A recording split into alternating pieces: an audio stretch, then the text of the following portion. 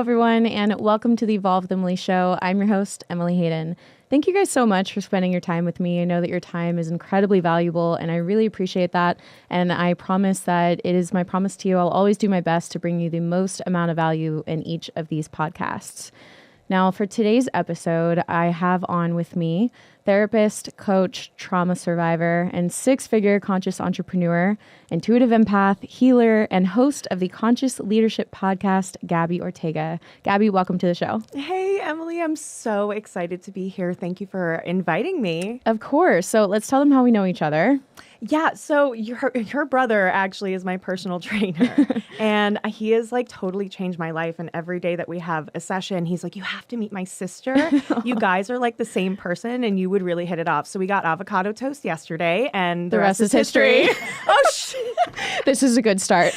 We are clearly aligned. Yes. Oh my god, that's amazing. But needless to say, like we dove into like deep conversation immediately. So I think this is a really good time to record a conversation now. Yeah, I think so too. So, and on my end, Sam would always pick me up for our gym session. After your gym session, he'd be like, my client Gabby, you really got to meet her. She's just amazing. She's just like us. He's like, she's real. She's down to earth. She also has a little gangster vibe to her, like from Jersey. I was like, I can get down with that. Oh my God. I actually feel really touched by that. That is some cred that I did not know I was going to get. Especially from Sam. I know. He's so legit. I love him. He's so legit. It's true. Sam, we love you. Shout out to Sam.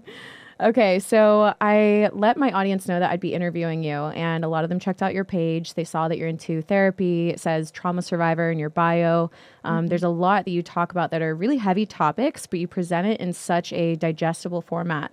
And so we got a ton of questions. But before we dive into a lot of those things, I kind of want to get a little bit of insight into you and your background, who you are, maybe some of the experiences that you had, and what led you to pursue this path of therapy and coaching and personal development in the first place. Yeah. So I think like most people who dive into their own development journey, it usually starts because there's stuff happening that you don't really love. Mm-hmm. For me, I, went through kind of a childhood where there was some trauma, lived with a family member who had mental illness, and that really affected me in a certain way, and was bullied really, really horribly for pretty much my entire childhood. And then in college, experienced sexual assault. So, by the time I hit my mid-20s, I was so down. I think I was so lost that I really had to take a step back and go, okay, what's going on? Because I remember being really happy at a certain point. I remember feeling like when I was younger, I knew who I was. And then at some point, stuff happened and I lost my way. And I was at a certain point, I think, in my mid-20s where I was like 25, 26, I had graduated college. I had a degree that I hated. I was like, what am I going to do with this? So much guilt. A lot of people can relate to that. Oh my God. Yeah, because when I was that young, when I was 18, I didn't know what I wanted to do. I hate that they make us try to figure that out at 18. We don't even really know fully who we are.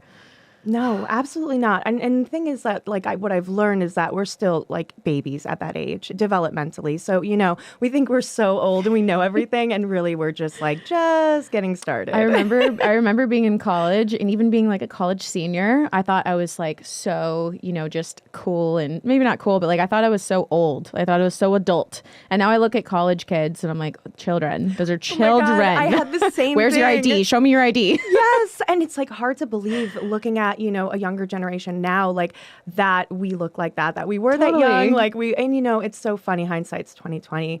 But yeah, so I had graduated. I was waiting tables for like 5 years, making minimum wage, like really just depressed and lost, and drinking a lot, like to cope with this kind of existential crisis that I think I call the like mid-20s, like quarter life crisis kind of a situation. Totally. Cause I'm like, what am I going to do? Like for the rest of like, I don't know, like the 70 odd years I have like Looks on this at watch. I'm like, I don't know what to do. And I was really struggling with alcoholism. And that was something that, I'm only more recently talking about, because it's so sensitive and so personal. But it was really a manifestation of my trauma. And I got so depressed that I kind of reached a point where I was pretty like having suicidal thoughts. And I was like, okay, it would be easier if I didn't wake up in the morning. And it started to scare me. Wow. And I've been depressed before. I've had anxiety my entire life, like crippling anxiety. And I dealt with it. But I think I hit like a breaking point that I was like, okay, I'm either going to fix this and figure this out because I deserve that, or I'm going to just give up and check out. And my cousin actually had committed suicide. And I'd rather say like she took her life, like, because I think the word committed, even the language has like some stuff going on there and heaviness. But she had taken her own life and she had her own mental health struggles. And ever since that had happened, when she was like in her late 20s and I was in my like early 20s, I had said to myself, like, you know what, I promise, no matter how bad it gets, I'm never going to do that. And so I reached a point where I was like, okay, I'm either going to kill myself with alcohol and like this, and just like being lost, or I'm going to figure this shit out. And so like I kind of buckled down and I went back to therapy, and I'd been in and out my entire life, but never really found like a clinician who I connected with. And that was a huge problem. So it never, I got like a lot of self-awareness, but I never really got the forward movement that I needed. So I decided to go back to school and teach myself how to heal myself, because I was like, you know what, I can't rely on anybody else. It looks like I need a lot of different things. Like, let me just figure this out for myself.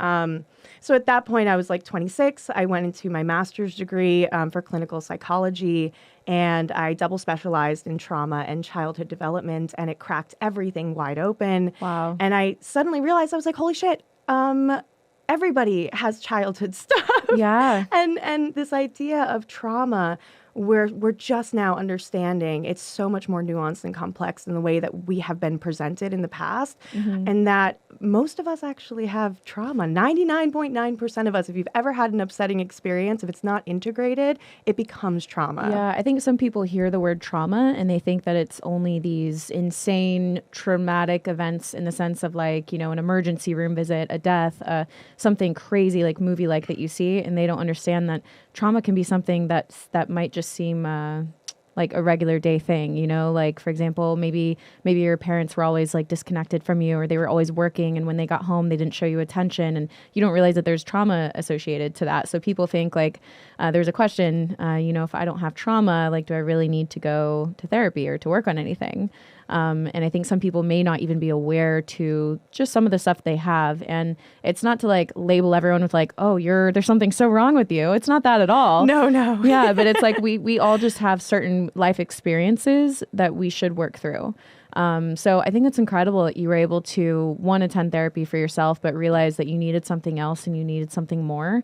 And then also just to explore that for yourself. I think that's amazing. So take us through that journey of when you were in school and learning about these things. Were you also going to therapy at that time? Yeah, I was. Okay. Actually, a really awesome classmate was like, hey, I have a therapist I think you're really going to like. And I was like, like, I've seen like 5. Like, and I also am very like self-studied. So there were a lot of therapists and psychologists I would see who I knew more than them. And so I kind of was like, yeah, okay. Yeah. So I went in, and I don't want to like, you know, blow her up, but her name was Magnolia, and she was awesome. She was a few years older than me. She was the first therapist that I really connected with. She was young. She knew what was up. She like was very real with me. And I was like, oh my God, thank God. Yeah. And it was the first time I had learned concepts like boundaries. I was 26 and I'd never heard of what a boundary like was, or like, and I realized, oh my God, like so much of my trauma is like attachment related, and I have to really work on that. But again, talking about trauma, talking about therapy, it's like, it's very individual, and you have to be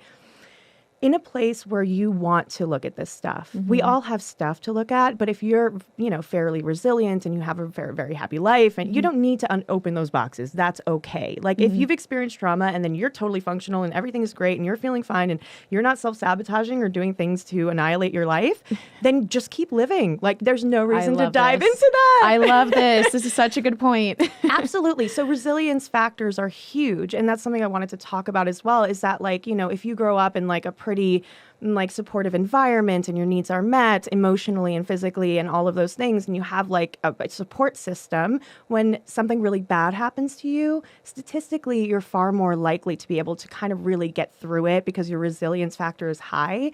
But let's say you grow up in a really chaotic environment and you don't have support systems, and you know, maybe, and this is really, you know, especially relevant for those with lower socioeconomic statuses where parents are working 2 or 3 jobs, and you don't have like necessarily everybody there all the time to help you, that lowers your resilience factor. And there's a kind of questionnaire called the Adverse Childhood Experience Questionnaire. And it shows that like those resilience factors determine how the trauma will affect us. Wow. So so if you don't have them, you will see more self-sabotaging later on. You will see things coming up. So again, if it ain't broke, don't fix it. That's I love that. Yeah, that's, oh my gosh, it's such a good point, because I feel like, therapy and personal development, I'm so glad that it's getting highlighted right now and that people are looking more into that than they ever have before. But like you said, like if you were doing well in life and you're happy and you're on a good, page, on a good journey, don't mess it up. No, but it's because it's also very heavy, and like you don't know by cracking things open whether or not it's going to. I mean, I always say more self-awareness is really good. You're more in control, but you can really go work deep into shadow work that maybe you're not totally in a place to be ready for, and you'll know if you're ready to do that kind of work because things will present themselves, and you'll be like, I have to look at some stuff. And you'll know.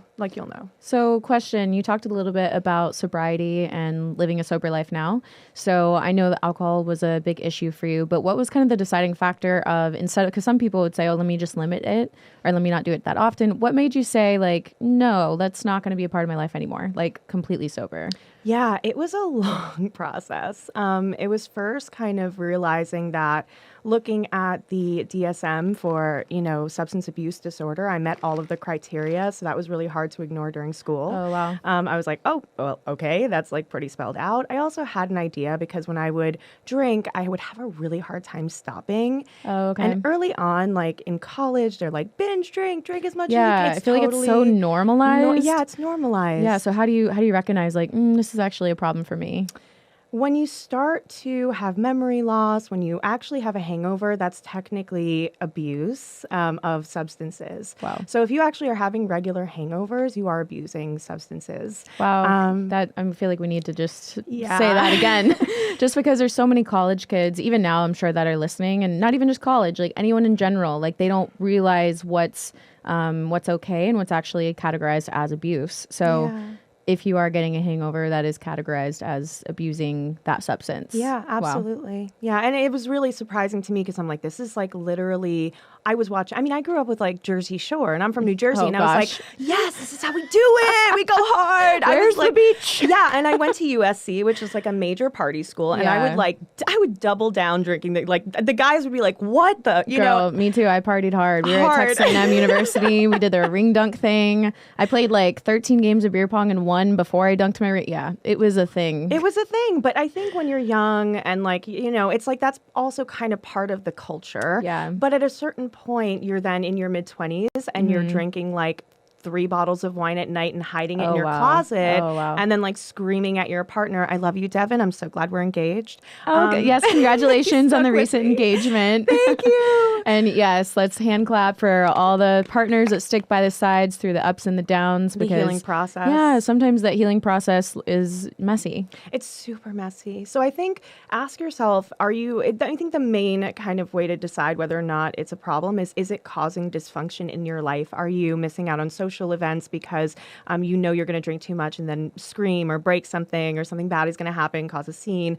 Are you missing out on your work because you're hungover, or different appointments or things that you are obligated to go show up for? Do you pregame before you go out and then drink more when you're out, like way more than other people? I mean, and this is a very personal thing. Like only Devin had no idea the amount I was drinking. When I finally told him, he was like, what? Wow. Like I could put down like a couple of like I don't know, I think they were like 3 shots in a little bottle, like a couple of those like a day. Wow. And he wouldn't, of vodka, and like he wouldn't know. And I would just be like kind of fine. But the way that it's being used was for self-medication. And I want to make that super clear. Is like, it's not to shame anyone who's struggling, because like I struggled for like 10 years before I figured out like how to get help and how to get to that place. But it's understanding like it's a form of medication, but it's also a form of self-harm at a certain point. And just ask yourself, is it serving where you're trying to go? What helped you when you finally decided like, okay, I need to be sober, I need to not be drinking? What helped you to do that? Because it's kind of hard, especially when you're used to that, or when it's like in social settings. How do you say no to friends? Like how did you handle all of that, and what was your support through that? It was really hard. I kind of did it hand in hand as I was working through the tail end of my kind of trauma healing. And part of the healing process is that and I explain this like all of my clients, because everybody goes through this, whether they're doing business and leadership coaching or they're doing mental health coaching, there's a shedding that happens when you start to evolve and grow into your highest self. You shed the people around you and the situations and environments that like no longer serve you.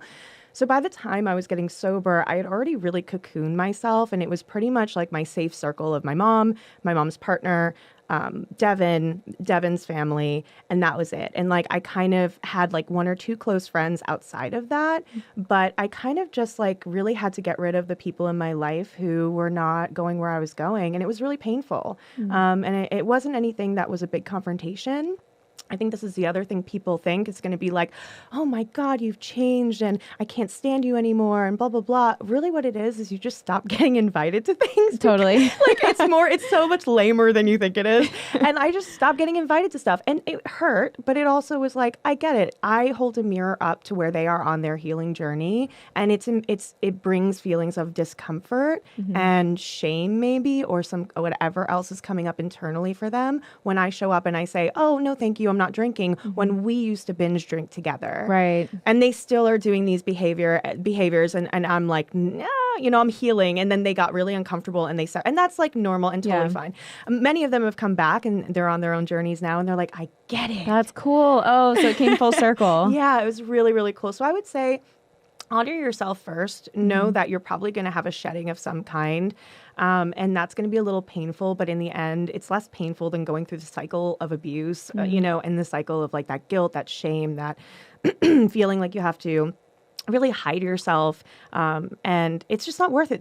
That was so much more torturous than just like finally putting down the alcohol. But it took years. I went in and out of AA for almost 3-4 years before I actually like walked in and said, okay, I need a sponsor. Like I can't do this by myself. Yeah. Okay. And do you feel like having that sponsor, that mentor was really helpful? Huge. It normalized it. I got to hang out with all these young people my age who were all in recovery, who were all dealing with trauma and different things happening. And it really opened my eyes. I was like, holy shit, this is the hardest work in the world to come back from this. And these are the most, I think, amazing human beings in the planet who are like in recovery, because it is the hardest motherfucking thing to do. Sorry, I don't know if I can say that. Of course. Yes. Be your full self. But I agree. Yeah. And it's funny. I don't think I've ever talked about this on the show, but years and years ago, I actually dated a guy that was in AA. And after we broke up, I continued to go because I would go with him sometimes like as a guest or whatever. And then I just continued to go in my own city because I loved those people so much. And honestly, I felt more connected to God than I had ever felt because I was like in there doing the work. Yes. You know what I mean? And you're with other people that are being vulnerable and they're connecting and they're committing themselves to a higher power and to be of service of other people. And they're just people that are doing things with their actions that are really making a difference in the world. And I loved it. I love AA. Yes, I love AA. Guys, if you like have grown up, with a family where alcoholism runs, in the family, and you aren't maybe suffering from alcoholism, check out Al-Anon, Codependence Anonymous, Sex and Love Addicts Anonymous. Like whatever you're struggling with, these groups, these support groups, community is so healing. It is. And I think there's something so different about this versus, for example, a religious type of thing, right? Because I think a lot of people try to find that community in religion or churches or things like that. And I myself have tried to do that as well. And sometimes it's just so hard. And one thing that I loved about the anonymous group that I went to, and that a lot of people go to, is when they go, they just like take their heart out and like flip it down on the table. They're like, here it is. This is all the stuff. Yeah. This is what I'm doing. And they're open, they're honest, they're real. Like they don't hold back. They don't put up a front. Like they're just the realest people out there. And I love real. It's so it's like you can breathe deeper around people that are being real and honestly and authentically themselves versus trying to feel like they have to put up a front to, make everything look good and dandy. My family, we've never been the family that like makes everything seem fine and dandy. Like we hash it out. Yeah. When we think something, we say it and then we work through that and we get through on the other side. And so that's what I look for when I look for a community and people to surround myself with too. Like I would much rather you have something in your mind about me and be like, hey, can I share something that I'm thinking? This is just on my mind, And even if it's like some form of like, helpful criticism, I'm like, yeah, tell me, let's go. You know, I'm the same way. I'm like, Yeah. please, like, I do not want to struggle trying to read your mind. Please do not make me. I can't do it. exactly. And like, I try to think the best about everything. So if you don't tell me, I'm going to assume we're okay. Yeah, absolutely. Me too. Me too. So you'll tell me if we're not okay, right? 100%. Okay. Like text me. Like instantly. I'll probably voice memo. Me too. Because I don't like to leave anything up for interpretation. I like you to hear me say it in my voice. Yeah. I've been told us Haydens can be a little intense sometimes. I don't know if you've noticed that from Sam. No, he's just like intensely adorable and focused and yeah. like supportive. I guess that's the intensity. Okay, yeah. You've only seen one aspect. He told me but he did show me where he stood up for his friend one time and physically. Did and he that show was you that the video? Yeah.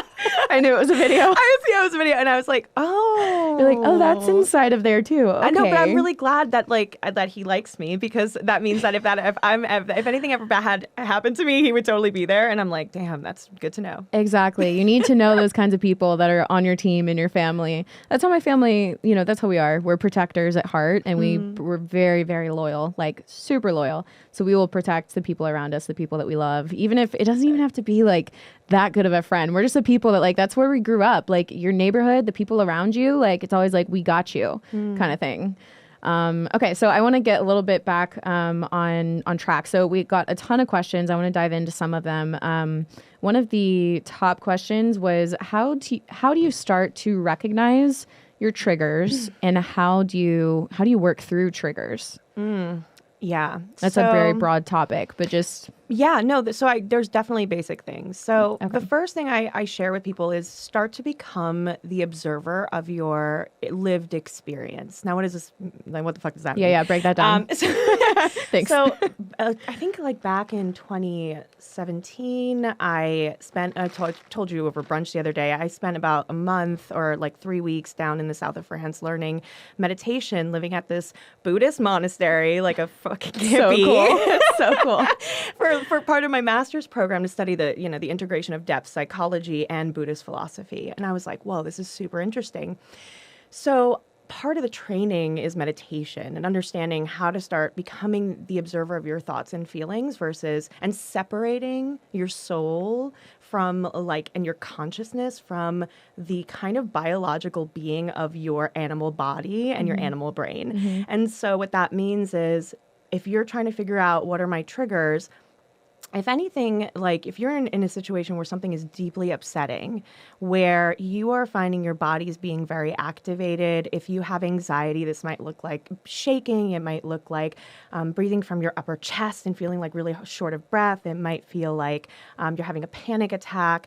That's like a signal from your body that something is happening. And we have been, especially as a Western society, so disconnected from our bodies, and we're told, you know what, everything lives in our conscious mind and everything is in our brain. But the truth is, our bodies actually have hundreds of millions of receptors that pick up on energy and information way faster, like below the level of awareness, to give us information about whether we're safe or not. That's great. That's so cool to think about. Yeah, our bodies are biological organisms. Like, just because we have like frontal lobes that developed in the last like 100 years or whatever doesn't make us like masters of our own like primal brain and things that are part of our unconscious that helped us survive and evolve as a species. So your body, like learning how to read your body, the same way you would like learn how to read your dog. Like if you can't really tell what's going on. Is he hungry? Is he in pain? It's kind of like ask yourself the same questions. Like, what does it feel like in my body to feel anxious or to feel in fear or to feel anger? Anger is a response to threat. Anger is not necessarily just like it comes out of nowhere. Anger is actually like a direct survival response in fight or flight. It's fight. Oh, wow. So it's activated when we feel a sense of threat. So if you find yourself getting into a lot of fist fights, right? If you find yourself like, abusing substances and then going kind of crazy, there's a trauma response that's happening, that's reenacting itself. Because once we get stuck in a trauma loop, we repeat it until we resolve it. Wow. So if you also, like, I had a kind of, abusive relationship in high school. And like, that really was a repeat of kind of my relationship I had with my father, who's really struggled with mental illness. By means of that, there was a lot of emotional abuse that happened. I then repeated that with the boyfriends over and over and over again. And what that was my unconscious really trying to close the loop on that original attachment trauma that I had with my father. And the unconscious mind is always trying to heal. Our bodies are intuitively always trying to heal themselves. It's why when we get a scratch on our finger, we can not put a Band-Aid on it or anything and it'll heal. Wow. So our minds and our brains are trying to do the same thing. 100%. Even without us knowing or consciously doing it. Yeah. So if you find yourself getting activated by situations, that's the first sign, like, that there is a trigger happening. And this is something to really get curious about with a lot of openness and compassion and non-judgment, and just like, look at yourself like a child and be like, what is my inner child saying to me? What do I need right now? Wow. Okay. And so you talked about how you were basically repeating that pattern from your relationship with your father, then into your relationships. How did you, because obviously you were choosing a certain type of relationship and a pattern. So how did you then break that pattern and choose something different? I didn't. Oh, okay. No, I 100% did not. Okay. My current fiance actually comes from his own background, when I won't go into it, because of his privacy, but his own background of trauma that he wasn't really aware of. And so we activated each other, but we fell so deeply in love that we were like, we realized we were self-sabotaging our own relationship. And we were like, okay, we got to fucking fix this, like, immediately. So we both went to therapy. And that's kind of around the time that I started, going back to school. And then I would come home and be like, Devin, did you know about attachment theory? And I'm like, this is you and your mom. This is like you and your dad. And this is like why you feel this way. And he's like, oh, and so we both went on this healing journey together. And our relationship is like, I hope everybody can experience this, because we're so fully able to be ourselves. We recognize and take responsibility for our own triggers, because the triggers may not go away. They get less and less with doing different therapies and, interventions and practices. But it's recognizing, the other day, he was going to heat up my leftovers, and I immediately went to go be like, those are mine. But really, they were his. And I have I'm an only child. And I know for me, sharing is really hard. And I have to be like, I'm feeling really mad right now because you're eating what I think is mine, but I know it's not mine. And I'm just going to feel this, and I'm going to go to the other room, and I'll be right back. And I that's the kind of conversations we have now. That's amazing. That's such a difference between somebody that is doing the work and then somebody who maybe isn't, who would just freak out and not really explain or even know why. Yeah, exactly. And that's why, I found for myself, it's so important. I feel like you have to find somebody that is kind of on the same level as you as far as doing the work, because once you become aware to all these things, you can't become unaware to it. You can't close that box. Yeah. And then you'll just feel alone in your thoughts and in your awareness if the other person's not matching your awareness, because then it's almost like you have compassion for them, because you're like, oh, you don't see it all. What you're nothing. Yeah. Because it's hard, because when we start these healing journeys, whether it's, family, friends, people we were dating, or seeing or whatever, we want to bring them with us. And many times as part of the shedding, we can't. And I really apologize in advance. If you work with me for business and leadership coaching, you may break up with your partner. Oh my gosh. And it's happened multiple times. Oh. Not like a trend, but that people who are kind of in this evolution were like, you know what, I'm realizing this isn't for me anymore. And the other person knew it too. It wasn't like I was breaking people up, but there's this level of self-awareness that once you open the box and you're like, I know what I really want now.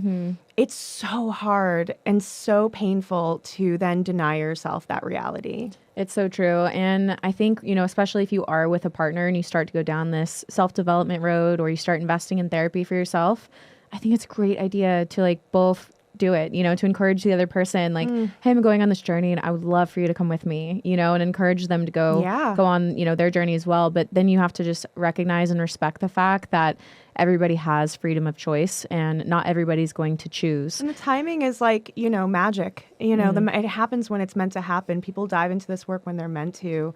And I think what really inspires people is not telling people to go on a journey. What I've seen is you go on a journey and you get happy, and other people are like, what the fuck is she on? Yeah. I want that. Exactly. What? Yes. And that actually has inspired my mom to go on her own healing journey. Multiple people in my life to be like, you know what, I like want to feel the way you feel. Like, what did you do? And I'm like, therapy and coaching. Yeah. I love it. You're like, let me show you the ways. Let me show you, because welcome to the dark side, fantastic. which is actually the best side. It is the best side. The self-aware side, when you can get in the dark side and like get through it and then like integrate, it's like magic. Yeah, because there's so much power in being able to understand what's going on and having the self-awareness to have self-responsibility for the things that you do, the things that you interact with, what you allow to make you upset or not make you upset, you know, because before it's kind of like, you know, I always use this analogy that you're like this pinball being bounced around from thing to thing and emotion to emotion. But like when you actually get into the driver's seat,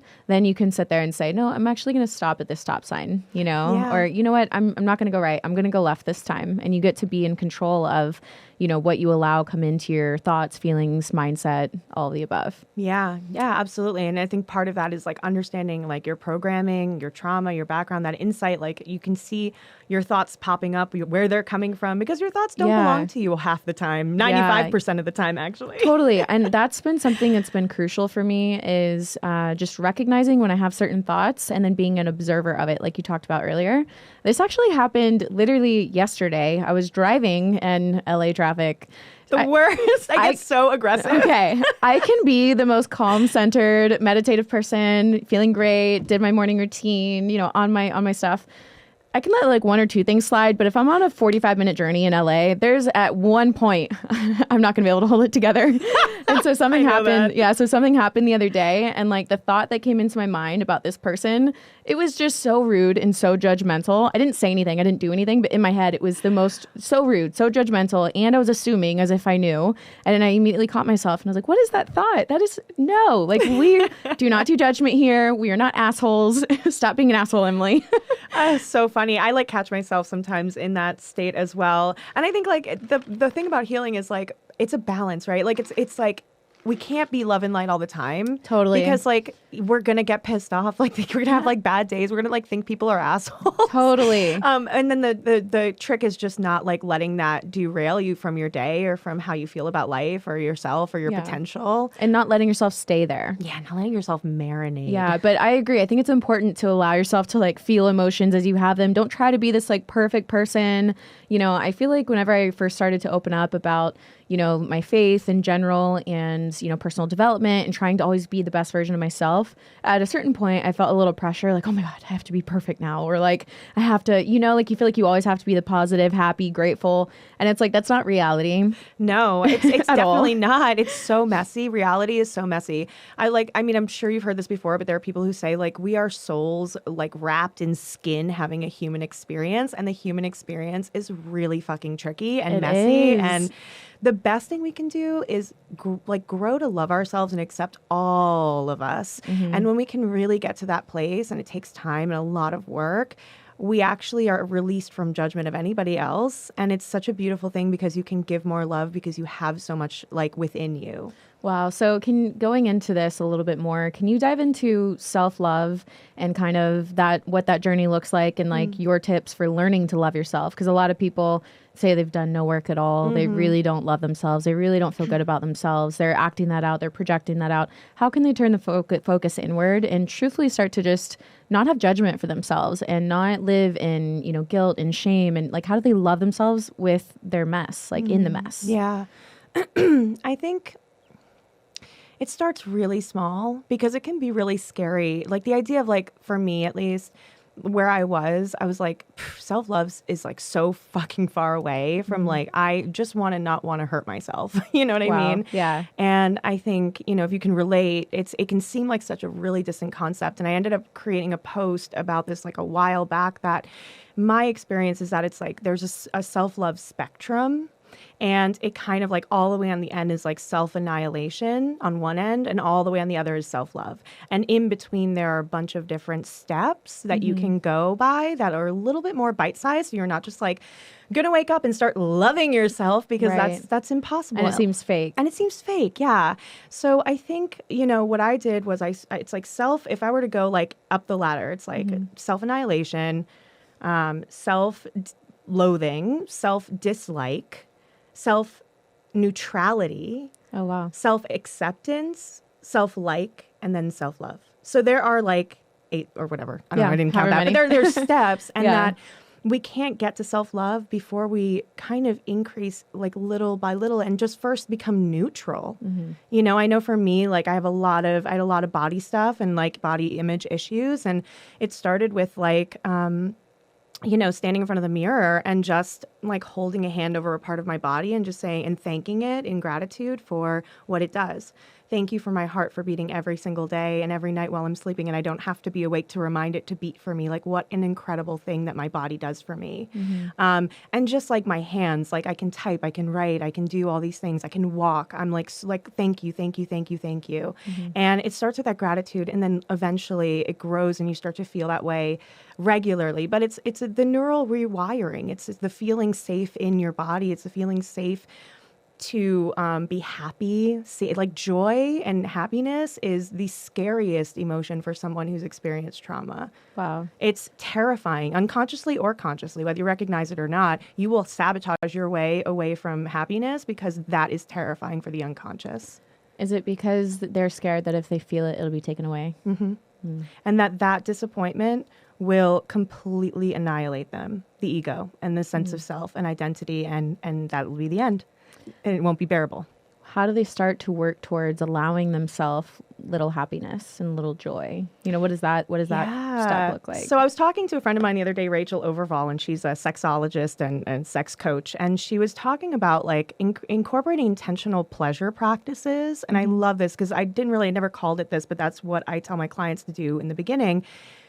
Like create moments for self-care and pleasure throughout your day. Pleasure, not just meaning sexual pleasure, but meaning like what brings you that embodied feeling of like, for me, it's like donuts, like really good hot donuts, like, oh, or like. Which we have in the studio. Which we have, like, that's why I'm talking about it. Or like the sunshine on my face. If I've been inside for a long time, just closing my eyes and smelling I live by the ocean, like the ocean air, and having that moment is juicy and it makes my body feel so good and my mind feels so good, and that's pleasure. So I want you guys like to commit to, and this is something Rachel talks about, 30 minutes of pleasure this week in little bits every day. So if that's 5 minutes of eating something that makes you feel so happy, or talking to someone that makes you feel nourished, or watching a show or reading a book or masturbating or whatever it is that like makes you feel empowered and happy, like 5 minutes a day, like just give yourself 5 minutes a day of that, and you'll see it'll start to feel a little bit easier and you'll want to do it more. I love that. And I would add to that, just make sure that you're being present while you're there doing it and expressing gratitude for it. So I think that those are the big things that I picked out of what you said, was that when you were in it, you weren't just like doing it like a to-do list. Like you were like really soaking in every single moment, like the sunshine on your, face or whatever it was for you. And for me, one of those things is definitely like the feeling that I get like right after I finish a workout. Yes. Oh my God. Yes. Weightlifting specifically. Yes. Like that feeling is incredible. It's amazing. That's why like I really think that sometimes fitness can be that first step for people for going into all of this. Because sometimes people are not really ready to face their triggers or to face their childhood trauma or to go into these things. But their life is crazy, but they're willing to go and do a little 45-minute workout. Yeah, and actually there's tons of research that supports the therapeutic benefits of weightlifting specifically as a workout. Just the mind-body connection, the getting back, like I said, into your body, that's so healing. Feeling the power of your body. If you've been victimized, for me, it was huge to realize I could like punch something and I could really do stuff with my body. Like that was awesome. So, and then not to mention, of course, like endorphins, happy chemicals, and just it's awesome. It's all good. I agree with that. I think especially for women that have dealt with different traumatic experiences, something like doing fighting or learning self-defense and these things, you have no idea how much confidence it'll give you and how good and badass it'll make you feel like from the inside out. So I'm a huge supporter of that, because I think every woman and man, every person, regardless of what gender you are, I think deserves to feel that confidence within themselves. Absolutely. So we had a few questions about different types of therapy. So, and I don't actually know what this is. Or maybe I should have researched it. No, all good. It's called EMDR therapy. Yeah, EMDR. So what is that, and do you suggest it? What are your thoughts on it? Yeah, so I'll just first preface this by saying I'm not specifically EMDR trained, although I do know about it, and it was something that I learned about in school, and I have a couple of colleagues of mine who practice it. So the essential kind of idea behind EMDR is that in our limbic system, in our emotional brain, we have our trauma memories fused with the emotions that we experienced at the time, and that emotional activation gets stuck. And that what EMDR does is through binaural stimulation, which means like stimulating both sides of your brain, it's able to sever kind of and eliminate the emotional trauma from the memory. So you can still remember everything that happened, but instead of having these underlying unconscious triggers, you don't have the triggers anymore. It kind of fast tracks your way to erasing them. Wow. So it's really spectacular. It's like brand new. It's part of like this new wave of neuroscience research that we have all these like MRI and technology and things that we haven't had in the past to really just discover the mechanisms behind healing. I highly recommend it. If you are someone in a position, it's expensive, so it is kind of like if you have insurance and it's covered and all that good stuff, get in there and get it. Like it is, instead of talk therapy for 15 years, you can do like a couple of sessions of EMDR and it has a really deep, powerful, lasting effect. Wow, thank you.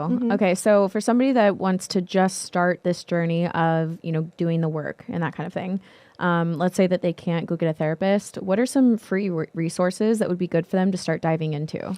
Yes. Okay. So if you're a trauma survivor, first of all, I'm a huge fan, obviously, of podcasts. It is like the best information. Like we are living in the information era. Obviously, we need to be discerning about like what information we're taking in. But generally in the healing space with licensed professionals, clinicians, and established healing professionals, if you tune into their podcasts, they have so many great resources. I love the polyvagal podcast. Polyvagal has nothing to do with your vagina. It's actually a nerve that runs and wraps around your gut, goes up your spine, through your brain, and is the information highway for understanding safety and security within your body and in your environment. Wow. So it's basically what gets really fucked up when we have trauma. You're kind of put all on alert for like the rest of your life, on high alert. So this podcast specifically really talks about the science behind trauma and like how it affects your body and brain and like how we can really get started working through it. So if you are specifically working through that, the Polyvagal podcast is amazing. And then there's a bunch of other ones out there that, all have different takes on it. So I recommend just like finding somebody that, listen to a few and find one that really speaks to you. Some books that I really love. I have a post on my feed. And if you were to go to my link in bio, it's a search my social. So you can actually put it in the search bar, put books, and it'll pop up. Oh, cool. I have 22 books on healing and all of those kinds of things. So there's books like Waking the Tiger, The Body Keeps the Score by Bessel van der Kolk. I love Dr. Dan Siegel. He's a really great, resource for mindfulness and how the brain and meditation can help heal. So again, drop in my DMs if you want any specific, I have so many. And on my new website that's coming out, I will have a page with all free resources that y'all can find. And again, find Instagram therapists and Instagram coaches that are putting information out and sign up for their email lists. How cool is it that we're in the day and age where you can just find someone on Instagram, join their email list, and get so many resources related to healing and trauma therapy? And that's amazing. I love that. So quick questions as we kind of close out here, just some basic questions. What do you do as far as grounding, or what are some like grounding tips that you have? So if you probably can't see, but right now I'm holding a crystal. And for me, having a grounding object really helps me. So I have not so much anymore, but it's higher anxiety coming into these situations, or maybe meeting with a client for the first time, or whatever's happening for you. If you're feeling a little activated, a grounding technique I really like is just holding something in your hand and just spending time feeling the temperature, using your senses. Like, what does this feel like? What is the texture? Is it warm? Is it soft? Is it heavy? Is it light? What does it feel like on all the edges? Are there little cracks? Like, what is the color? Okay. And just spending time like really looking at it, or vice versa. I was just really feeling it with my fingers while we were talking as a way to like self-soothe. Oh, cool. Yeah. Okay. Does it like help you stay present, essentially? I think for me, it keeps me present, and it also, like I said, holding something of the earth is very grounding for our bodies. cool. Like we are of the earth. So and another thing that you can do is go out and put your bare feet in grass, or in the sand, or in any kind of like I earthy. do love that. Oh God, so juicy. Juicy. So juicy. Go out for a hike. Get into nature is so grounding for our nervous that. systems. Like it's very grounding to be in nature. Okay. Or take deep belly breaths. If you've ever seen a baby, that's the other easy thing you can do is spend 5 minutes really focusing on taking your breath from the top of your chest into the bottom of your belly and your lower back, and expanding that. And if you do that for about 5 minutes, you will switch into your rest and digest, nice, relaxed nervous system automatically, because that's like your body just does that. Wow. Okay. And that was the next question, was someone asked about breath work, and if you have any resources for breath work, whether it be like YouTube channels or videos that you watch, or like how did you kind of get into that? Yeah, absolutely. So I I'm not a breathwork expert by any means. There's so many different, I think, styles out there. What I'll say is there's a couple of things. So I don't know that deep belly breathing is necessarily considered like breath work. That's more like yogic breathing that I was talking about. So breath work can be very activating. So if you are someone who hasn't processed trauma yet, hasn't really doesn't have a ton of self-awareness, doesn't have a lot of resources or skills or toolbox set up yet to help you through the painful part of this process, do not jump into breath work. Yeah. You will have a very activated experience that's almost, along the lines of a psychedelic experience. Wow. Yeah, because when we breathe in a certain way, if you're doing, I forget his name, I think it's David Engel or something, the more traditional one where you go and you're like, and there's like a whole thing, and you breathe like that, you're basically hyperventilating yourself and then inducing a psychosis or, psychedelic state within your mind. So it activates things, and my whole body like froze, and then I was like hysterically crying. And so for me, being someone who had been in this, by when I did my first breathwork class, I'd been healing for like almost 4 years. I was like, oh, it's going to be fine. And it wasn't. It was so intense. So just be really wary of the kind of breath work. I would look into yogic breath work, pranayama breathing exercises. If you're just starting out, they're so gentle and they're really loving and supportive. If you're looking to release, process, get into the shadow work, you're stronger, you're ready to like cry and like fucking scream and like get into that, then you want to dive into like more of that I think it's David Engel. I'll figure out the name and I'll give it to you. But that more of that kind of activated breath work. And I think there's Amanda knows this, Amanda Bucci, but she does something on the breathwork channel. She doesn't teach, but somebody that she knows does. I think it's called the breathwork channel. And I have to check it out, but I've heard really good things about that, and it's online. And then, DM me. I have a couple practitioners that I really like, but it's only if you're really like ready for that. Yeah, right. Okay. I love it. And I love how, everything that we've been talking about here, there's stages and there's steps to everything. So just kind of recognize where you're at, what you need for right now, what you're ready for, what you're ready to face, what you're not ready to face, and be realistic with yourself in that. Yeah. So it's been so amazing having you on. I feel like we could talk on and on forever. So I would really love if you would just take a moment right now and share kind of what you do, any offerings that you have. Feel free to let them know everything that you offer, your coaching, give them the whole rundown. Oh my God. Okay. So let me get ready. So basically what I do now is business and leadership coaching. I did mental health coaching and trauma coaching for a while. And then when COVID hit, I stepped into kind of this position of helping my other light workers and healers and psychologists, therapists, and healing professionals really step into the online space, because the world is really in so much pain right now, and we need healers out there doing their thing more than ever. But a lot of healers, unfortunately, do not know how to get their business built online. And I was able to actually grow and scale mine to high 6 figures within a year. So I was like, let me just like put this together. So I help light leaders. I like to call them light leaders because they are definitely leaders. Start their practices, grow their leadership skills, do the inner work, but also find their purpose so that they can serve and help humanity kind of like get better. Yeah. I have very like big dreams and change the world, because I think like each one of us has a light to shine. And when we can access that and then get the tools and support around how do we create a conscious business around this, we can change the dynamics of everything. I think so, 100%. 100%. Yeah. So that's what I've been doing. And in terms of like working with me, I do one-on-one work here and there. It's something that really is reserved for, it's a 6-month journey. It's a very intense process for those who really feel called to do leadership and then a little bit of business work. But I do have really great programs. I have the Ignite program, and this is running 3 times a year now. We're halfway through the second round. Oh, congrats. Thanks. Everybody's doing so awesome. And this is for any women or women identified human beings that want to start their healing business, whether you're a clinician, a coach, a therapist, yogi, a, Reiki practitioner, spiritualist, whoever. If you're here to serve humanity and heal and spread your light, then I want you. And I want to show you how you can turn that into a business that will bring you so much abundance, but also allow you the freedom to give back and create so much more to give back to humanity. And that is 100% the mission. How can we make it work for everybody? Yes.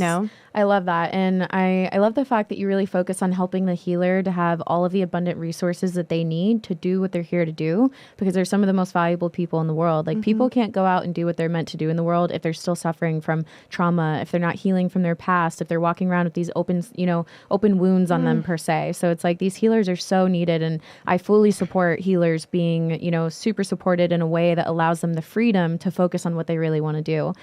So I love that you're able to help structure the business, help the leader, step into their calling fully in order to do that in a way that, like you said, helps everyone. Yeah, everyone wins. in a way that feels ethical, it's aligned, and, we're not like robbing anybody of their money. We're not like being, in our marketing, very like trying to manipulate, make people feel bad or guilty or ashamed of what they're going through. It's like, how do we empower people to step into this process of changing their lives so that they can go out and become the next, like person running for office, or they can go out and be the next person who starts a big, big corporation that then changes the world because they're green and they're like healed and they know they want to give back. When we operate from an unhealed place, we hurt other people always, and it's unconscious. So imagine a society where after 10 years of all these healers being out there in the world online, helping as many people as possible, all of these healed, happy, aware people, conscious people then build businesses and economies around healing, around wellness and happiness and wholeness.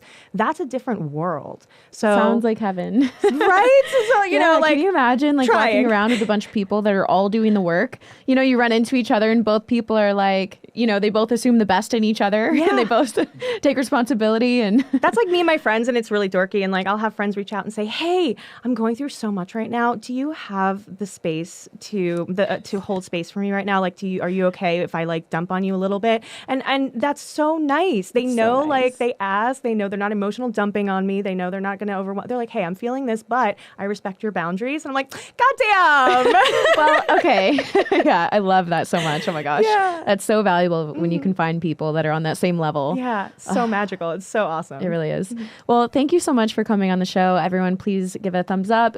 Give her a little comment. Feel free to DM her. All of her links will be down below. Check out her Instagram. Follow her there. Follow her podcast, the Conscious Leadership Podcast. Do all of the things, all of the support. Let her know what you thought about it. And I just want to ask you guys that if you felt like this podcast was valuable in any way, then do me a favor and share it on your Instagram stories, text it to a friend, do all the things, rate and review the podcast. I would really appreciate that. And I will see you guys in the next one. Thanks, guys.